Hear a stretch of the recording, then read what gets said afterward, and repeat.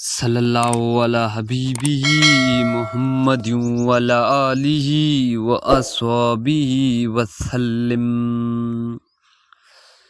مسافر نے درود پاک پڑھا تو مدینے والے آقا نے اس کی مدد فرمائی۔ آپ یہ واقعہ سن کر آپ کی دل کہے گی کہ میں درود پڑھوں، درود پاک اپنے زندگی کا حصہ بنا لوں۔ درود پاک کے تو بے شمار فائدے، بے شمار فضائل ہے، تو آپ رمضان شریف میں درود پاک پڑھو گے تو اس کو تو اور زیادہ روحانیت میں اضافہ ہوگا۔ تو اس واقعے کو میں آپ لوگوں کو پورا بتاؤں گا۔ تو سب سے پہلے اگر آپ ہمارے یوٹیوب میں نئے ہیں تو ہمارے یوٹیوب کو سبسکرائب کریں، اگر ہماری ویڈیو آپ کو پسند ہے تو ہماری ویڈیو کو لائک بھی کریں۔ تو ایک قافلہ کسی جنگل سے سفر میں جا رہا تھا، ایک قافلہ تک کسی جنگل سے سفر میں جا رہا تھا۔ ایک شخص جسے گھوڑے پر سوار تھا تو اس گھوڑے کی ٹانگ ٹوٹ گئی۔ گھوڑے پر سوار تھا، گھوڑے کی ٹانگ ٹوٹ گئی، چلنے سے معذور ہو گیا۔ قافلے والے اس کو وہاں سے بے یار مددگار چھوڑ کر چلے گئے، اس کو یہاں سے چھوڑ کر چلے گئے۔ پھر یہ مسافر بہت پریشان ہوا۔ مسافر پریشان ہوا، پردیس میں نہ اسے کوئی وہاں جانتا تھا اور نہ ہی پہچانتا تھا۔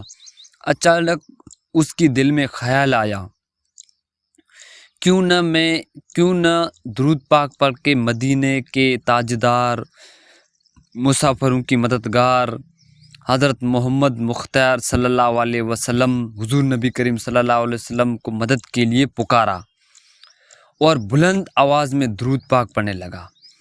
عرض کرنے لگا کہ یا رسول اللہ صلی اللہ علیہ وسلم، مجھے مسافر کی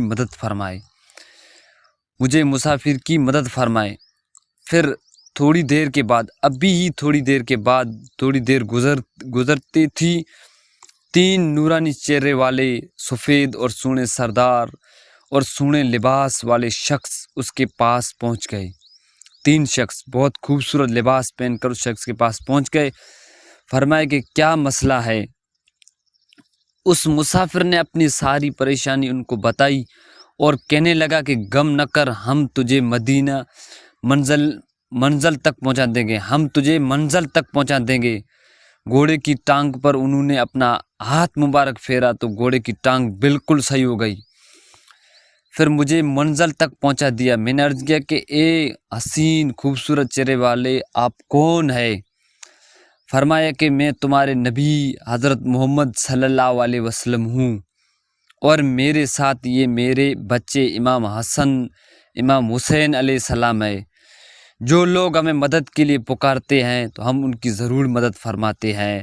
اس کا حوالہ شفا القول بدی میں ہے، القول بو میں ہے۔ تو اللہ پاک ہم سب کو زیادہ سے زیادہ درود پاک پڑھنے کی توفیق دے دے۔